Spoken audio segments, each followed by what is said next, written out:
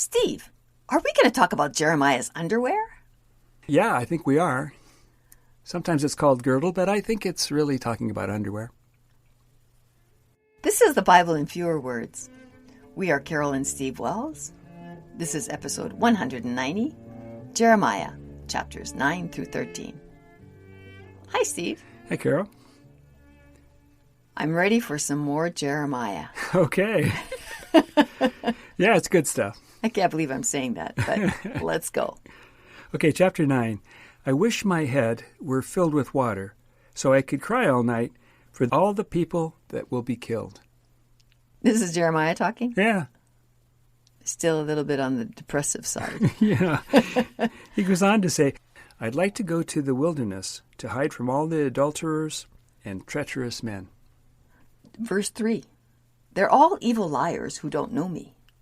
So don't trust anyone, not even your family, friends, or neighbors. I think what he's saying here is, I can't really trust anyone, not even my family, friends, or neighbors.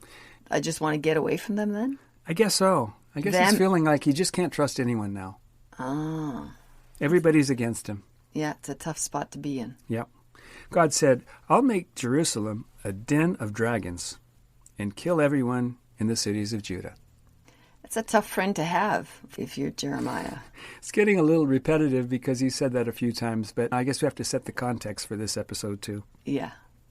Verse 15. I'll feed them with wormwood and give them poisonous water to drink.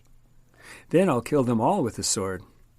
Dead bodies will fall like dung on the ground. No one will gather them. I don't even know what to say anymore. It's just all so horrible. Yeah. We'll just go on. Uh-huh. The day is coming when I'll punish the circumcised with the uncircumcised. What does that mean?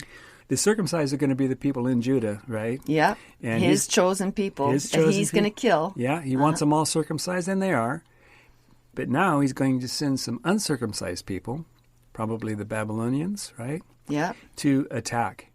He's going to kill the circumcised people with uncircumcised people. I'd like to see him sort them out. Hey, wait a minute. Show me your loins. I have to see whose side you're on, the defenders or the attackers. Well, he explains why he's going to do all this. Oh, good. In the next verse, he says, because everyone in Israel has an uncircumcised heart. Oh, yeah. So you could tell those apart. So they're circumcised, but their hearts aren't circumcised. So he's going to kill them with people who aren't circumcised. Chapter 10. Don't learn the way of the heathens, and don't worry about the signs in the sky. Oh, no astrology. That's right. They cut down a tree from the forest and decorate it with silver and gold. What does that sound like? That sounds like Christmas. It does. Sounds like a Christmas tree, because that's what we do, right? Uh-huh. That's our custom. But I don't think that's what it's talking about. The customs of Christmas didn't happen for another 2,000 years. Uh-huh. This is sometimes used by people who are not comfortable with Christmas. They think it's a pagan holiday. Okay. And so they use this to show that God is opposed to Christmas, and particularly the Christmas ceremonies that we have. So Not only the commercialization of Christmas. but Christmas trees. Okay. And a lot of the other ceremonies that they have.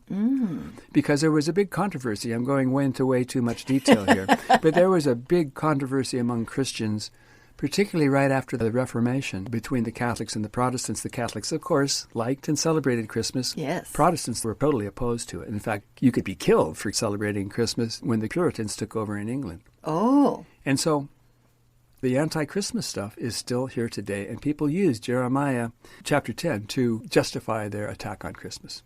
That one little line about pulling a Christmas tree out of the forest. There are some other verses as well that sound like they are opposed to Christmas. It's not talking about Christmas. Okay. Verse 5. Their gods can't walk or speak. Don't be afraid of them. They can't hurt or help you. Our God is the true God. When God gets angry, the whole earth shakes. The other gods will die someday. There's a noise from the north country.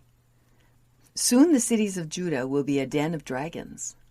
Humans can't control their own lives. They don't have free will. O God, pour out your fury on the heathens and on families that don't call on your name. Okay, chapter 11. Whoever doesn't obey me is cursed. There's a conspiracy among the people of Judah and the inhabitants of Jerusalem. They have gone after other gods. They've done that before. Yeah. So I will bring evil on them, which they won't be able to escape. And though they cry to me, I won't hear them. Then the people will cry to their gods, but they won't save them. God won't listen to them. Their gods won't listen to them. Yeah, they're just in trouble. Yeah, it's hopeless. Verse 14. So don't pray for these people. I won't hear them in their time of trouble. What should I do when my beloved does lewd things with other gods, when holy flesh is passed around? I have no idea. Judah is like a green olive tree that God has lit on fire while breaking its branches. Ooh. The God that planted you is going to do evil to you. Verse 19. Jeremiah said, the people of Anathoth plan to kill me.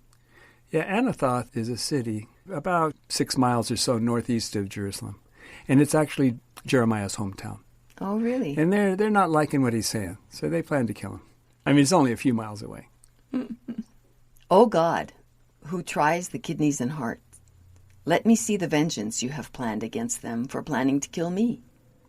God said, I'll punish them by killing their young men with the sword and others with famine. I'll kill them all. No one will survive. We just have to keep going. Yeah, that's right. I'm out of words. Yeah. Chapter 12. Jeremiah said to God, why do wicked people prosper? You should kill them all. God said, I used to love Israel dearly, but now I've given her to her enemies. She has cried out against me, so I hate her. I wonder exactly what it is that they cried out.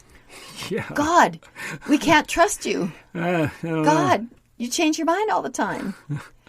I'll send some beasts and birds to eat her. My sword will kill from one end of the land to the other. No one will be safe. If they someday swear to me instead of Baal, I'll forgive them.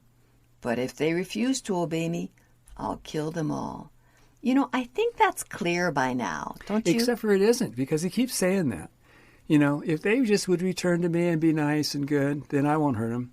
But then he says, I don't care what they do. They can cry to me. They can be good. They can do whatever they want. I'm going to kill them all. Yep, and I'm not going to listen to their and prayers. I'm not going to listen to their prayers. So it's not really very clear. Sometimes he says, well, if you're nice, I won't hurt you. And then he says, I'm going to kill you all, no matter what you do. So if there was some finality to this, you know, like if he says, all right, this is it. Well, it's coming. Oh, it's coming. Okay. Maybe I'll regret having asked for that. Chapter 13.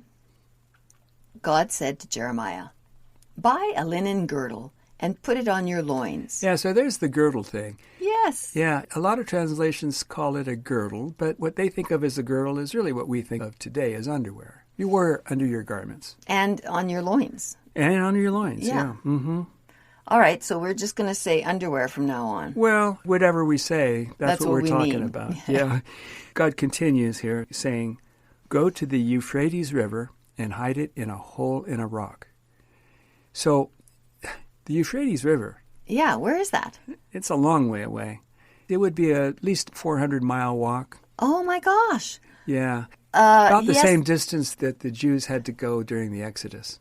You know, Are you serious? And yeah. it took them 40 years to do that? 40 years. They took a circuitous route. It shouldn't have taken that long, but still, God's sending Jeremiah to the Euphrates River.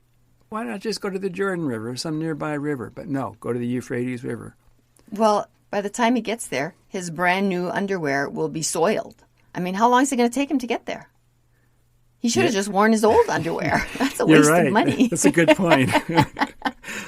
Okay, so he's going to buy some new underwear, put them on, and then head to the Euphrates River and get there maybe several months later. Yeah, and so verse 5 says, so that's what I did. Okay, verse 6, many days later. Days? Is this like how many days it took God to create the earth? Yeah, that's right. There'd be many weeks for him to get there. And then he's come back again. Now, after he gets back to Jerusalem, God says to him in verse 6, God says to me, go get the girdle that you hid. Oh, my gosh. And I guess he brought an extra girdle with him, either that or he walked home naked. Yeah. We don't know. Yeah. So I went to the Euphrates and retrieved the girdle. But the girdle was ruined and was good for nothing. Yeah, I bet. Yeah. Why? Actually, it should have been in okay shape if it was in a hole in a rock. Why would it be ruined? And when you say a hole in a rock, rocks usually are solid. Oh, I don't know, but that's what the Bible says. Okay. Sometimes rocks have holes in them. Oh, yeah, if there's a little rock and there's a current that makes it hit the sides. Yeah, it happens sometimes. Mm-hmm. Okay. Then God said to me, in the same way as his underwear. His girdle was ruined. Okay. In that same way. I'll ruin the pride of Judah and Jerusalem. Yeah. For they refuse to hear my words. They do whatever they want, and they worship other gods. So they'll be like this girdle, which is good for nothing. Oh, this is a metaphor. Making a point. Yeah. Yeah. It's more than that, because a metaphor would be just, it's like this guy, it's like a parable. Oh, yeah, a story. This is something that really happened, at least according to the text here. It says that God asked him to go, and he went, and he came back, and he now where are we? His underwear is ruined and good for nothing. Oh, yeah, so he went back. So that was his third trip, and then I suppose he came back. So probably 4 times he had to go walk back and forth there. Yep. So, verse 11. Just like your girdle was close to your loins, so the people of Israel and Judah were close to my loins. No, we're close to me. Yeah. But they wouldn't listen. Yeah, imagine that. Judah and Israel, just like underwear, close to his loins. That's how close they were to him. Really close. Yeah. This is verse 12. God said to me, say to the people, fill every bottle with wine. I'm going to make you all drunk. Then I'll smash one of you against another, parent and children together. I won't pity, spare, or have mercy, but will destroy you all. So, I was asking for him just to make a final decision. I guess he did. Well, yeah, but he might change his mind again. You know how that goes. Yeah. But yeah, he's going to get everyone drunk and then have them smash each other against each other. So they're going to die that way. Yeah, that's hard to visualize. Yeah, it kind of is. Maybe if that underwear had come back whole, he might have reached a different decision. Yeah, who knows what would have happened. Yeah, the whole world would have been different. Yes. Verse 22. Do you know why your skirts were discovered and your heels exposed? I don't know, and I don't really know what he's talking about here. But I think skirts being discovered, that's all of your fornications and your sexual misconduct. Okay. It's been exposed, It's like we have tapes of that. I think that's what he's talking. And your heels are exposed. It's kind of like, I guess, your feet being exposed, which is not good. Feet. That's the... Yeah. That's a penis. Well, no, it could also, I think it can refer to genitals of both sexes. Okay. Yeah. Because he's definitely talking about females here. Well, he's talking about females and males, but he's talking about sex. Okay. Yeah. It's all sex, it seems like, mostly what he's upset about. Yeah. And it's all sex that they had with other gods. But I think maybe that is metaphorical. I don't think he's really talking about sex. He's saying, you guys worshipped other gods, and you were my wife, and so that's like having sex with other men. Yeah. Yeah. You have to get into God's head to understand this. That's a scary place to be. So, verse 23, can Ethiopians change their skin, or a leopard its spots? The answer there is no. Yeah, and so he says, neither can you change your evil ways. Ooh. So I'll discover your skirts on your face to shame you. For I've seen your adulteries, neighing, your lewd whoredoms and abominations in the hills. You've seen all that. Uh-huh. So, okay. That's how this ends.